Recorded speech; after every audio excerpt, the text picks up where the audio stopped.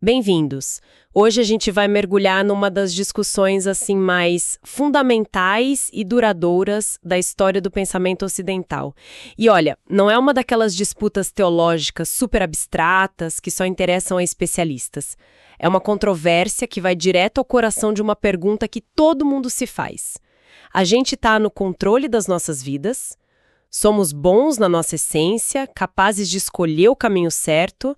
Ou será que existe algo quebrado em nós, uma falha que impede a gente de ser quem a gente quer? Essa é a essência do grande confronto de ideias entre duas figuras gigantes do século V, Agostinho de Hipona e Pelágio. Para quem está acompanhando a nossa série História da Igreja, da Memória à Instituição, este é o nosso 7º encontro e é um ponto de virada. A gente começou lá atrás, distinguindo história de memória, vimos a Igreja nascer no Império Romano, absorver o pensamento grego, acompanhamos as perseguições, o combate a ideias como o gnosticismo e no nosso último papo começamos a desvendar a vida e a mente de Agostinho, com a sua teologia do amor. Agora vamos ver esse mesmo Agostinho entrar no ringue para o debate que definiria a teologia dele e, por consequência, grande parte da cultura do Ocidente. Exatamente. A questão que eles enfrentaram foi um divisor de águas, sabe? À medida que a igreja deixava de ser um movimento perseguido para se tornar uma instituição, as perguntas ficavam mais complexas. E a pergunta central era esta: o ser humano, por esforço próprio, pelo seu livre-arbítrio, pode alcançar a salvação? Pode viver uma vida boa? Ou a graça de Deus é a protagonista absoluta, indispensável em cada passo do caminho? A resposta para isso, nossa, mudou tudo. Desvendar os argumentos dos dois lados, tentar entender a lógica de cada um e, principalmente, por que a visão de Agostinho se tornou tão dominante no Ocidente. E o mais intrigante, como esse debate de 1.600 anos atrás ainda ecoa na nossa forma de pensar sobre sucesso, fracasso e responsabilidade pessoal hoje em dia. Certo. Para entender a reação assim furiosa de Agostinho, a gente precisa primeiro entender a ideia que o provocou. Quem era esse tal de Pelágio? O que ele estava dizendo que fez tanto barulho? Então, Pelágio era um monge provavelmente da Britânia, o que hoje é o Reino Unido. Ele era conhecido por ser um homem de uma disciplina moral impecável, um asceta. E quando ele chegou em Roma, ali no final do século IV, ele olhou ao redor e ficou chocado com o que viu. Ele viu uma elite cristã que ele considerava moralmente, assim, frouxa. Pessoas que diziam, eu sou só um humano fraco, não consigo evitar o pecado. Para Pelágio, isso era uma desculpa esfarrapada. Então ele era uma espécie de coach de integridade do século V. O cara do sem desculpas, apenas resultados. É uma ótima maneira de colocar. A teologia dele nasce dessa indignação moral, sabe? Ele queria restaurar o senso de responsabilidade pessoal. E a base do argumento dele é muito lógica. Primeiro, a natureza humana. Para Pelágio, Deus é bom e justo. Portanto, a natureza que Deus criou, a natureza humana, é fundamentalmente boa. Deus nos deu o livre-arbítrio, a capacidade de escolher entre o bem e o mal, e essa capacidade está intacta. Intacta. Mas e toda a história do pecado original, Adão, Eva, maçã, isso não estragou tudo para o resto de nós? É aí que Pelágio dá a sua virada mais ousada e controversa. Para ele, o pecado de Adão foi sim um desastre, mas foi um mau exemplo. Foi o primeiro a errar o alvo, mas ele não transmitiu uma doença espiritual ou uma culpa hereditária para toda a humanidade. Segundo Pelágio, cada criança que nasce está no mesmo estado de neutralidade moral em que Adão estava antes da queda. A gente nasce bom, com a capacidade de escolher o bem. Nossa, isso tem implicações gigantescas. Se a gente nasce neutro, com o equipamento de fábrica funcionando perfeitamente, a responsabilidade é 100% nossa. Onde a graça de Deus entra nesse sistema tão focado no indivíduo? Para Pelágio, a graça é uma ajuda externa. Pensa nela como um kit de ferramentas que Deus nos dá. Primeiro, ele nos deu a capacidade de escolher, o livre-arbítrio. Segundo, ele nos deu a lei de Moisés e, principalmente, o exemplo e os ensinamentos de Cristo, que são como um mapa perfeito mostrando o caminho. A graça ilumina nossa mente para a gente poder ver o que é certo. Mas a decisão de seguir o mapa, de usar as ferramentas, é nossa. A iniciativa é humana. Então, para simplificar ao máximo, para Pelágio, a graça é como um GPS que Deus nos dá, com a rota perfeitamente traçada. Mas nós somos os motoristas. A gente que decide se vai ligar o carro, seguir a rota ou pegar um atalho. A analogia é excelente. Ela captura perfeitamente a ideia de uma ajuda externa versus uma intervenção interna. E a conclusão lógica disso, que chocou muita gente, é que, em teoria, uma pessoa poderia usar essas ferramentas tão bem que conseguiria viver uma vida sem pecado e, portanto, merecer a salvação por seu próprio esforço. Ok, consigo ver o apelo disso. É uma mensagem de empoderamento, de capacidade humana. Mas aí entra em cena Agostinho. E como a gente viu no último episódio, a história de vida dele é a antítese disso. Ele passou décadas lutando contra os próprios desejos, se sentindo incapaz de ser bom por conta própria. Imagino que quando ele ouviu as ideias de Pelágio, ele não viu otimismo, ele viu um perigo imenso. Um perigo que, para ele, negava a realidade da experiência humana e a essência do Evangelho. A teologia da graça de Agostinho não foi escrita numa torre de marfim. Ela foi forjada no calor dessa batalha. Para ele, a visão de Pelágio era, na melhor das hipóteses, ingênua e, na pior, arrogante.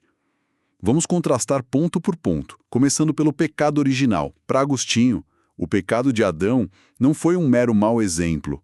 Foi um evento, assim, cataclísmico. Corrompeu a natureza humana na sua raiz. A humanidade inteira estava em Adão quando ele pecou. Então todos nós herdamos as consequências. A humanidade se tornou o que ele chamou de massa perditinis, uma massa de perdição. Massa de perdição, nossa, que expressão pesada. E o livre-arbítrio? O que aconteceu com ele nessa visão? Ele não foi destruído, mas ficou fundamentalmente danificado. Agostinho usa a imagem de uma vontade acorrentada. O livre-arbítrio, depois da queda, é livre apenas para pecar. Ele está tão inclinado para o egoísmo e para o mal que, sem uma intervenção divina, é incapaz de escolher o bem verdadeiro e agradar a Deus. A diferença é brutal. De uma capacidade intacta em Pelágia para uma vontade acorrentada em Agostinho. Isso muda completamente o papel da graça, então. Muda tudo. A graça para Agostinho não é o GPS do seu carro. A graça é o guincho que te tira da vala, conserta seu motor e te coloca de volta na estrada.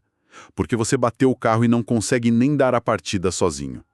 Ela não é apenas uma ajuda, é um resgate. E é o que ele chama de graça preveniente, ou seja, uma graça que vem antes de qualquer bom desejo ou ação nossa.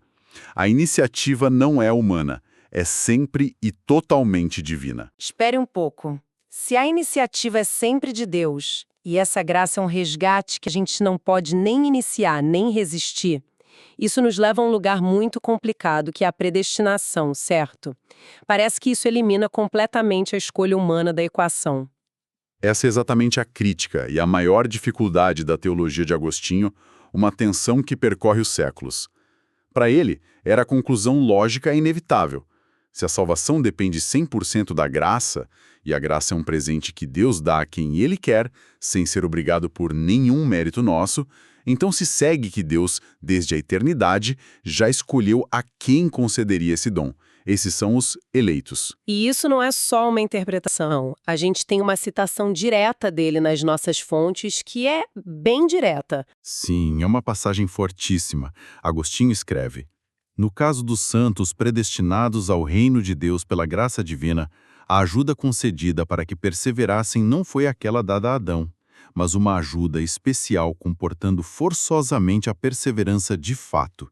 E continua, sendo de tal maneira forte e eficaz que os santos não podiam fazer outra coisa senão perseverar de fato. Uau! Forçosamente. Não podiam fazer outra coisa. Ele não está suavizando nada, né? A graça não é uma sugestão, é uma força irresistível que garante o resultado. Então temos duas visões de mundo em rota de colisão total. De um lado, Pelágio dizendo, você consegue, e do outro, Agostinho dizendo, de jeito nenhum, não sem uma intervenção divina total. Imagino que isso não tenha sido resolvido com um aperto de mãos.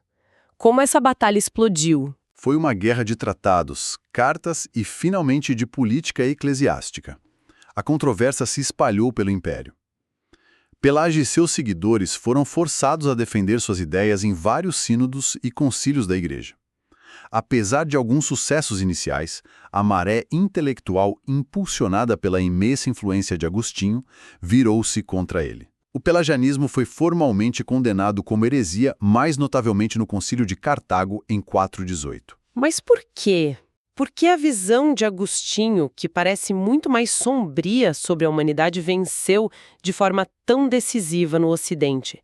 A ideia de Pelágio sobre responsabilidade e esforço parece ter um apelo muito forte, quase moderno. Por algumas razões cruciais. Primeiro, a teologia agostiniana parecia, para a maioria das pessoas, explicar melhor a realidade do mundo. Ela dava uma resposta poderosa para a pergunta: por que existe tanto mal e sofrimento?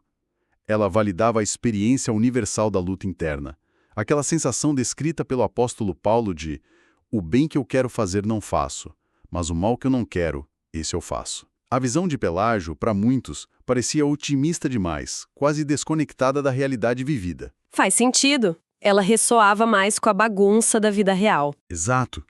E, em segundo lugar, havia um fator institucional muito forte. A doutrina de Agostinho sobre o pecado original e a graça necessária reforçava o papel central da Igreja e de seus sacramentos. Se todo bebê nasce com a mancha do pecado original, o batismo infantil para lavar esse pecado se torna absolutamente essencial. Se a graça é necessária para a salvação, a Igreja, como a principal administradora dos sacramentos, que são vistos como canais dessa graça, torna-se indispensável. Ah, então a teologia de Agostinho também fortalecia a estrutura e a autoridade da própria Igreja de uma forma que o individualismo de Pelágio não fazia. A Igreja se tornava a mediadora exclusiva desse resgate divino. Precisamente. E essa fundação teológica que Agostinho construiu foi tão sólida que se tornou a base para quase todo o pensamento cristão ocidental por mais de 1000 anos. E não parou por aí. Sim, as fontes que temos aqui fazem uma ponte direta com um evento que abalaria a Europa 1000 anos depois. Exato. Tem uma citação em nosso material que resume isso de forma brilhante. Podemos afirmar que Agostinho recuperou a teologia do apóstolo Paulo para o período antigo e a reforma protestante recuperou Agostinho e Paulo para o período moderno que se iniciava. Que frase impactante!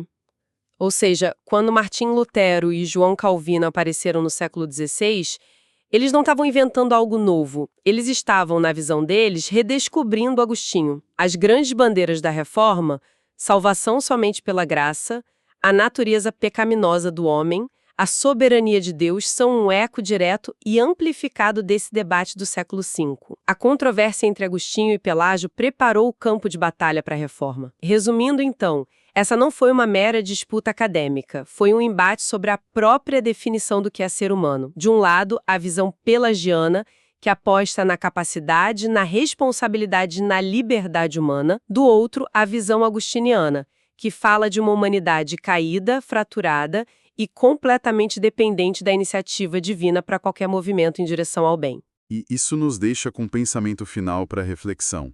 Oficialmente, a Igreja condenou o pelagianismo. A doutrina oficial é agostiniana. Não podemos nos salvar por nossos próprios méritos. No entanto, essa tensão nunca desapareceu de verdade. E a questão provocadora que fica é: até que ponto, no nosso dia a dia, na nossa cultura, todos nós não agimos como pelagianos práticos? O que você quer dizer com pelagianos práticos? Pensa em como a nossa sociedade funciona. Quando temos sucesso na carreira, quando alcançamos nossas metas, quando tudo vai bem, qual é a narrativa que a gente conta para a gente mesmo? É a história do nosso esforço, da nossa inteligência, do nosso mérito. Eu consegui porque eu trabalhei duro. Isso é puro pelágio. A gente se atribui o crédito pelo sucesso. Certo, a meritocracia. A ideia de que você é o arquiteto do seu próprio destino. Exatamente. Mas o que acontece quando a gente fracassa?